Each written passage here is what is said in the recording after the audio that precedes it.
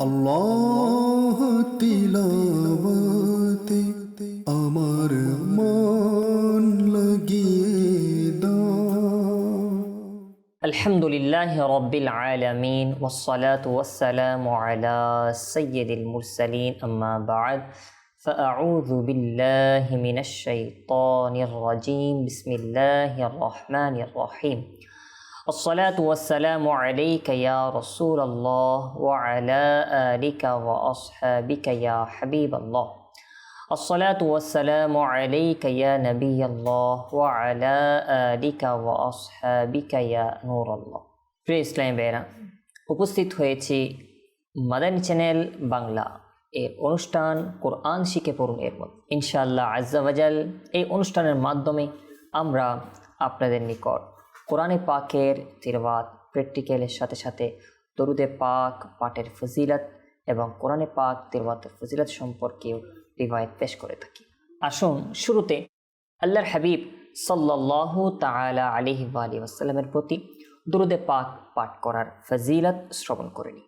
রাসূল করিম রউফুর রহিম সাল্লাল্লাহু তাআলা আলাইহি ওয়া আলিহি ওয়াসাল্লাম এর ইরশাদ হচ্ছে, ইন্নাল্লাহা ওয়াক্কালা বিকবরি মালাকান আ'তাহু আসমা'আল খালাইক ফালা ইউসাল্লি আলাইয়া আহাদুন ইলা ইয়াউমিল কিয়ামাতি ইল্লা আবলাগানি বিইসমিহি ওয়া ইসমি আবিহি হাযা ফুলান ইবনু ফুলান ক্বাদ সাল্লা আলাইক।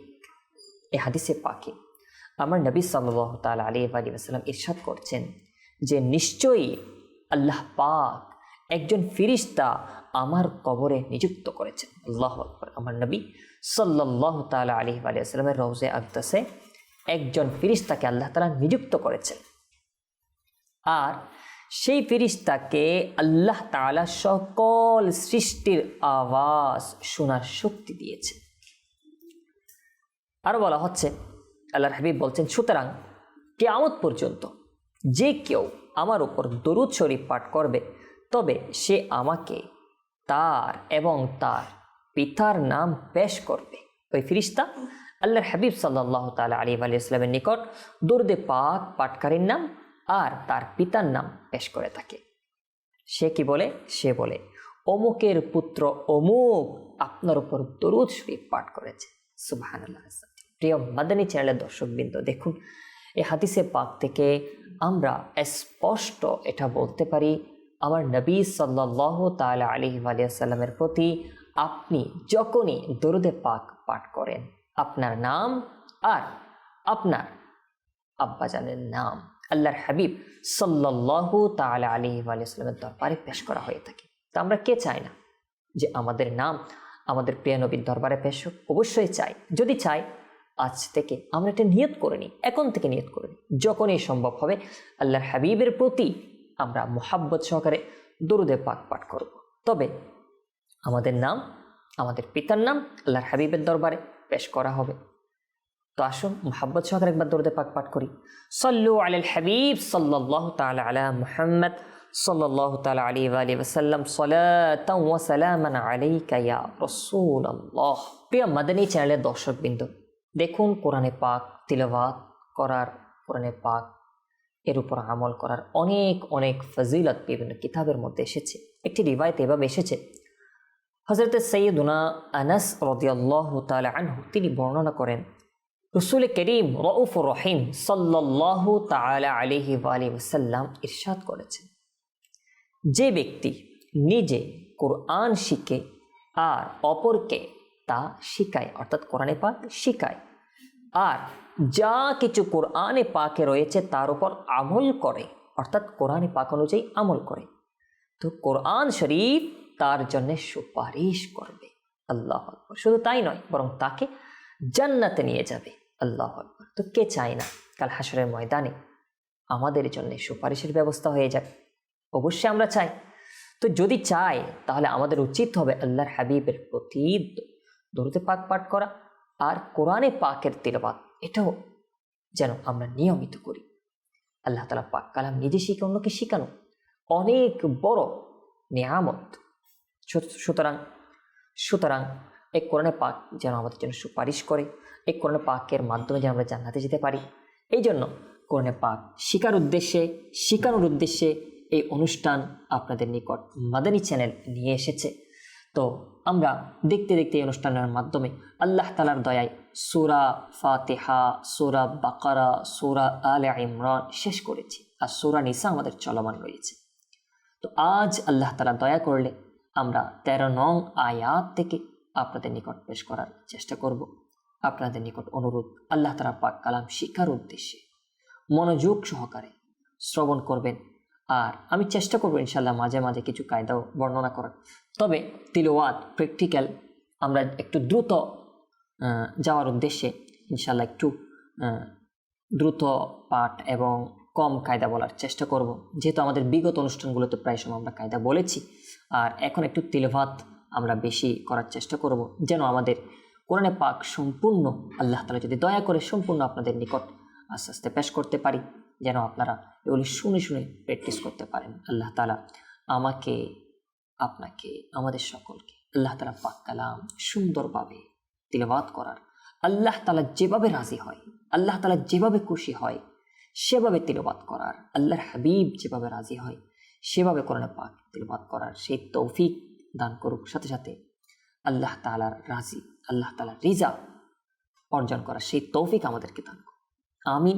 সাল্লু আলাল হাবিব সাল্লাল্লাহু তাআলা আলা মুহাম্মদ সাল্লাল্লাহু তাআলা আলাইহি ওয়া সাল্লাম। সালাতু ওয়া সালামান আলাইকা ইয়া রাসূলুল্লাহ। চলুন আর দেরি নয়, আমরা তিলাওয়াতের দিকে যাব। তো আমরা স্ক্রিনে দেখতে পাচ্ছি এটা 4th পারা, আর সূরা নিসা এর 13 নং আয়াত থেকে শুরু হচ্ছে। আউযু বিল্লাহি মিনাশ শাইতানির রাজীম। বিসমিল্লাহির রহমানির রহিম। তিলকা হুদুদুল্লাহ, তিলকা হুদুদুল্লাহ। ومن يطع الله ورسوله يدخله جنات، ومن يطع الله ورسوله يدخله جنات تجري من تحتها الأنهار، جنات تجري من تحتها الأنهار خالدين فيها وذلك الفوز العظيم।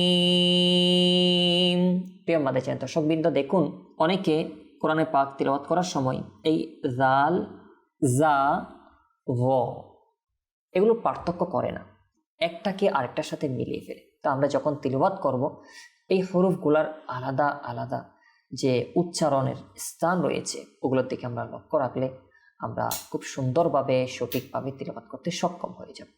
আসুন আমরা সামনের দিকে যাই। ومن يعص الله ورسوله ويتعد حدوده يدخله نارا خالدا فيها وله عذاب মুহিন। দেখুন প্রিয় মাদ্রাসা দর্শকবৃন্দ, এখানে আইন, সদ, তারপর আপনার এই যে লফজে আল্লাহ অর্থাৎ আল্লাহ তাআলার নাম মুবারক এর যে খাটা জবর আর তার আগে জের, এটাতে বারিক হবে। আল্লাহ তাআলার নাম মুবারকে উপরে যখন খাটা জবর হয় আর এই তাসদিকযুক্ত লামের আগের যে হরকত সেটা যদি জের হয় তবে এটা বারিক হয়, অর্থাৎ লা, ওয়ামাই ইয়াসিল্লাহ। আর যদি এর আগে যদি জবর অথবা পেশ হতো তখন এটা ল হতো। তো আসলে এটা আমরা আবারও পড়ছি।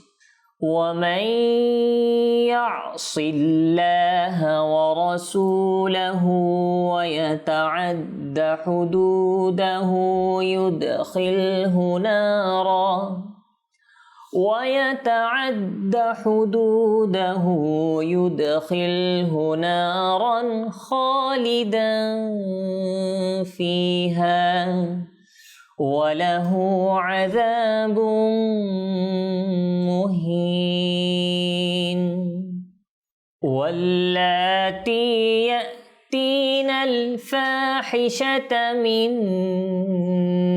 نسائكم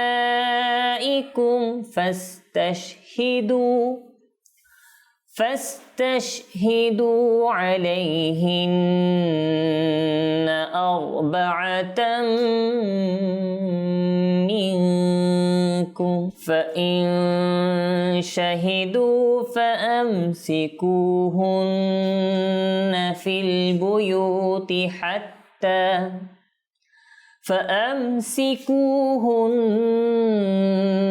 في البيوت حتى يتوفاهن الموت أو يجعل الله لهن سبيلا واللذان يأتيانها منكم فآذوهما فإن تابا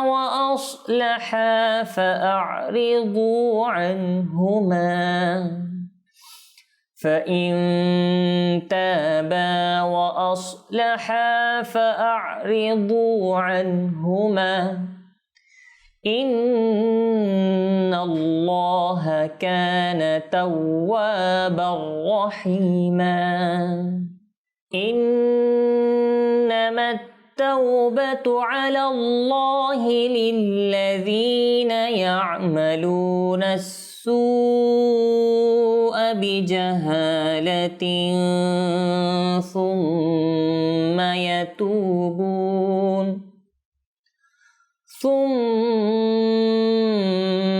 يتوبون من قريب فأولئك يتوب الله عليهم وكان الله عليما حكيما وليست التوبة للذين يعملون السيئات حتى إذا حضر أحدهم الموت قال إني تبت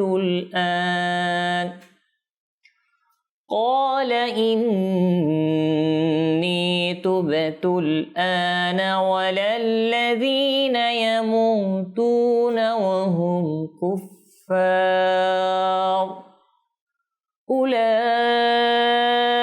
أعتدنا لهم عذابا أليما يا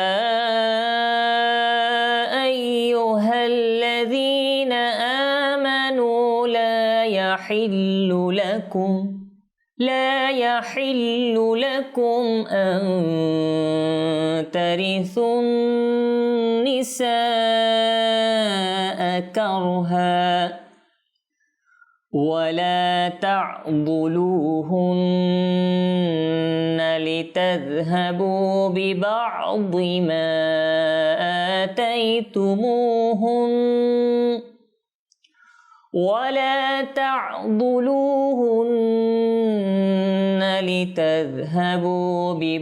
ما آتيتموهن إلا أن يأتين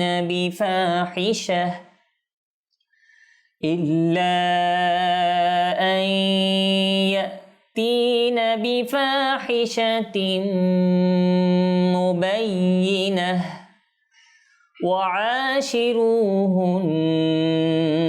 بالمعروف فإن كرهتموهن فعسى أن تكرهوا شيئا فعسى أن تكرهوا شيئا ويجعل الله فيه خيرا كثيرا وإن أردتم استبدال زوج مكان زوج وآتيتم إحداهن قنطارا فلا تأخذوا منه شيئا أتأخذونه بهتانا وإثما مبينا وكيف تأخذونه وقد أفضى بعضكم إلى بعض وأخذن منكم ميثاقا غليظا وكيف تأخذونه وقد أفضى بعضكم إلى بعض وأخذن منكم ميثاقا غليظا ولا تنكحوا ما نكح آباؤكم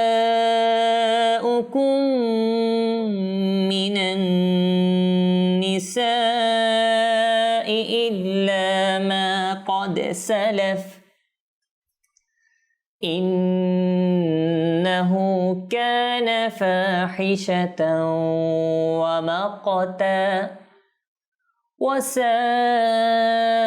سبيلا حرمت عليكم أمهاتكم وبناتكم وأخواتكم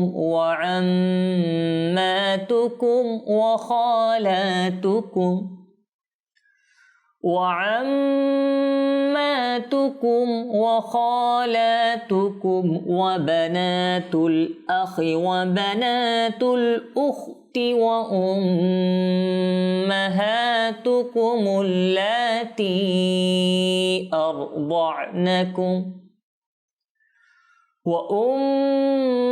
وأمهاتكم اللاتي أرضعنكم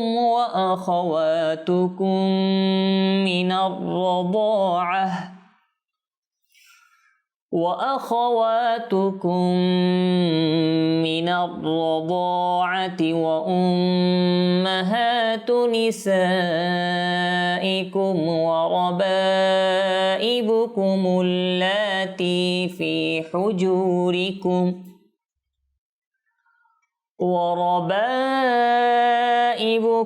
اللاتي في حجوركم وأمهات نسائكم وربائبكم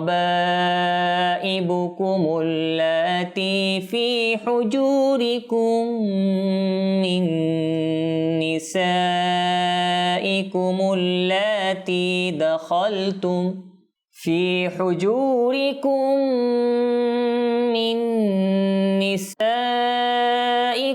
اللاتي دخلتم بهن فإن لم تكونوا دخلتم بهن فلا جناح عليكم وحلائل أبنائكم الذين من أصلابكم وأن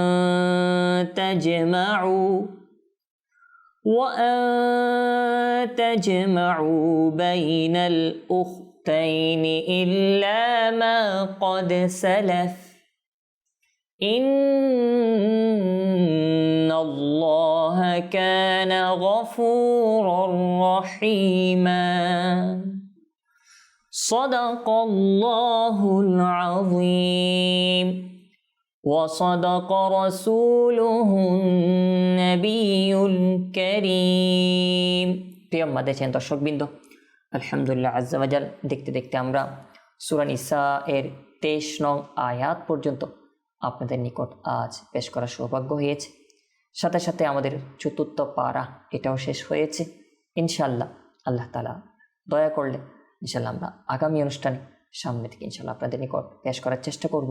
অনুরোধ এটাই থাকবে, আল্লাহ তাআলার পাক কালাম যতটুকু সময় হয় এর মধ্যে ব্যয় করার চেষ্টা করি, এটা নিজে সঠিকভাবে শেখার চেষ্টা করি, অন্যকে শেখানোর চেষ্টা করি, সঠিকভাবে হরফের আদায় কায়দা যেগুলো রয়েছে এগুলো প্রত্যেক কায়দা আমরা নিজে শিখি এবং সে অনুযায়ী কোরআনে পাক তিলাওয়াতের চেষ্টা করি। আল্লাহ পাক রব্বুল আলামিন আমাকে আপনাকে আমাদের সকলকে আল্লাহ তাআলা পাক কালাম সুন্দরভাবে পাঠ করার, আল্লাহ তাআলা সন্তুষ্টি অর্জন করার সেই তৌফিক সুযোগ নিয়ামত আমাদেরকে দান করুক। আমিন বিজাহিন নাবিল আমিন সাল্লাল্লাহু তাআলা আলাইহি ওয়া সাল্লাম। সাল্লু আলাল হাবিব সাল্লাল্লাহু তাআলা আলা মুহাম্মদ সাল্লাল্লাহু তাআলা আলাইহি ওয়া সাল্লাম। সালাতু ওয়া সালামান আলাইকা ইয়া রাসূলুল্লাহ। আল্লাহ তিলাওয়াতে আমার মন